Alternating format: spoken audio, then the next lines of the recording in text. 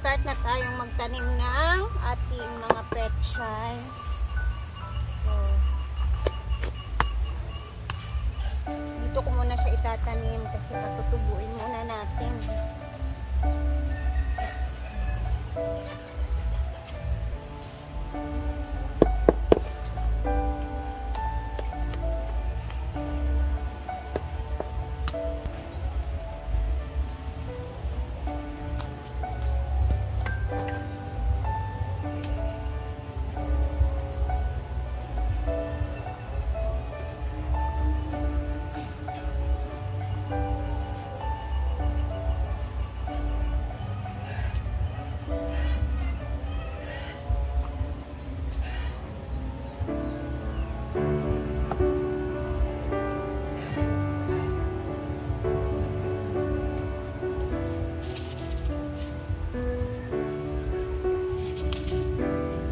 Pavito all year pechay.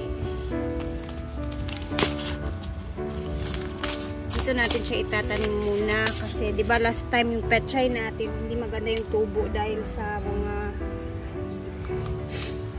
manok kasi kinakain nila. So i-separate na natin yung pechay tapos ihahangin na natin siya para hindi talaga ano na mga manok. So, patubo muna natin dito.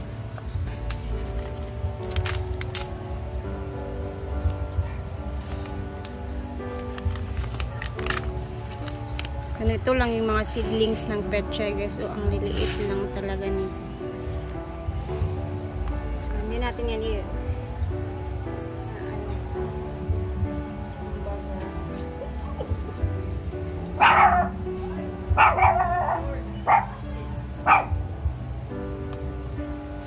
Kunti lang muna yung itatanim natin.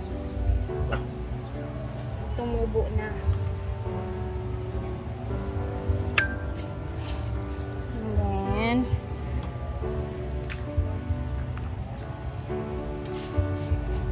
takpan na.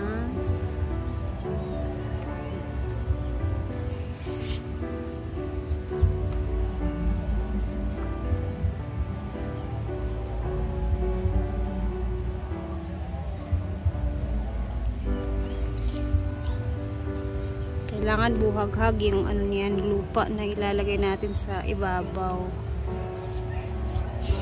para makahinga yung ating seed.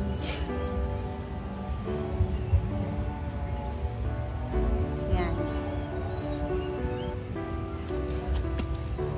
Siyempre, kailangan natin yung diligan. Tapos ito siya guys. Ilalagay natin sa medyo mataas na part sa mesa ba kaya para hindi lumipad yung mga tawag mga manok. Dilig-dilig lang.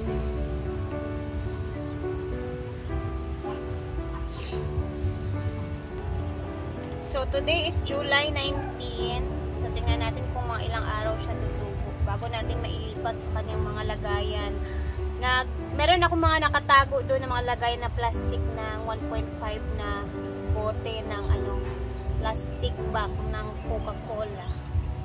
So, doon natin siya ilalagay. Tapos, pwede naman siya ihangin ko na lang pag nailipat na natin para hindi talaga siya kainin ng mga manok. Kasi, yung mga pechay kasi daw sa mga manok, napaka-crunchy. So, masarap sa kanilang mga taste. Ganun.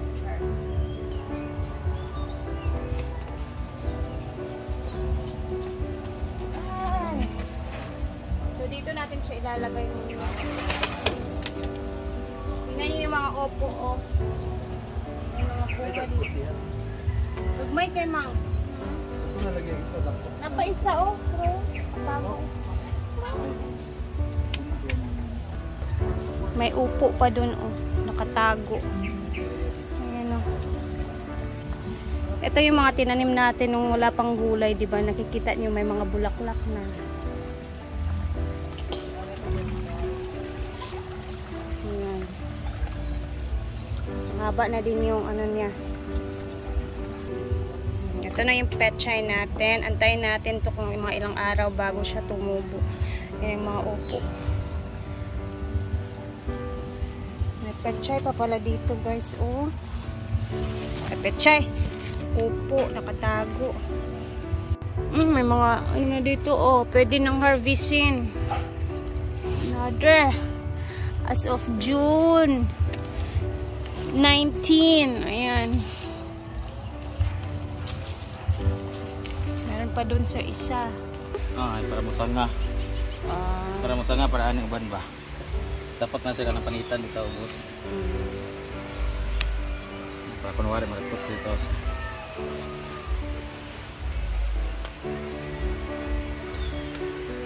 Pag musanga na siya, ay patlon.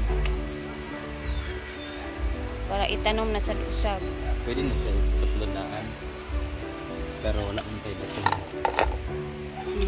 Ikaw di tiraruan. Hanap ako ng mga ano, buti ng ano, para sa pechay. Kapag mag-good nga mag-good.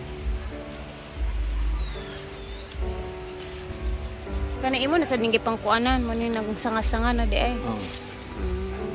Di ay. Naman. May man ka. Purpose man. Ito na siya nga bulak, mang? Saging-saging? Fortune plant. Ay, fortune plants. Namatay, ah.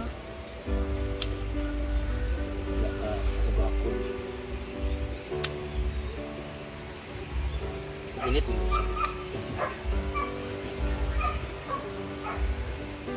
Ito naman is nagtitipon-tipon ako ng mga ganito.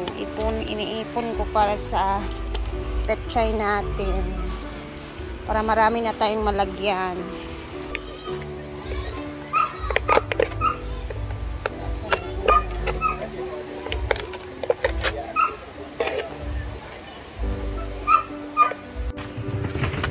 Ito yung mga naipon ko. Diyan na muna yan siya.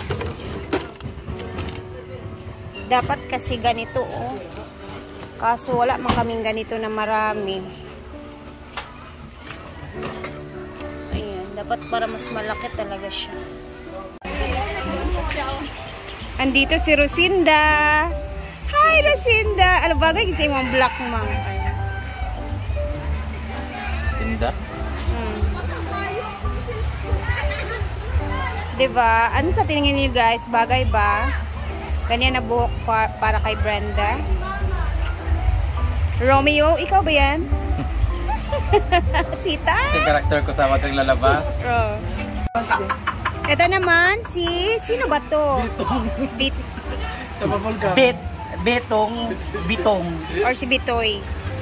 Bitoy na lang. Ano tayo na angle? Sa tingin nyo, bagay ba?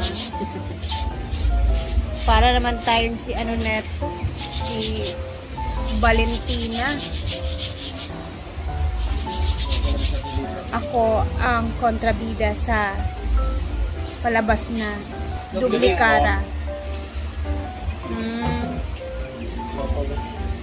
Dublikara. Para naman tong ano? Binangkal. Binangkal sa kamay mo. Ito ka na nga. Ano lang to ha? Putok? Putok? Ibahin ko na nga no? Medyo asim-asim na tayo. Ano? Binangkal. Binangkal. So masarap talaga siya sa kape. Kasi pinagtimpla po kami ni hashtag. Sabayete na tayo. Sabayete ako. Binangkal. Pangit-ngit man. Binangkal with kape.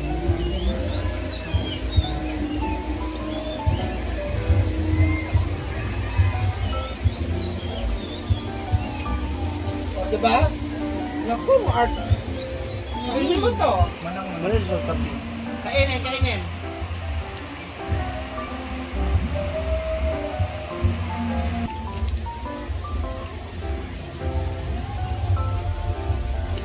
Hail a million. Hi po kay Ma'am Victoria Garces and kay Ma'am Arlene Bautista. Hello. Thank you for always watching my vlog. Thank you.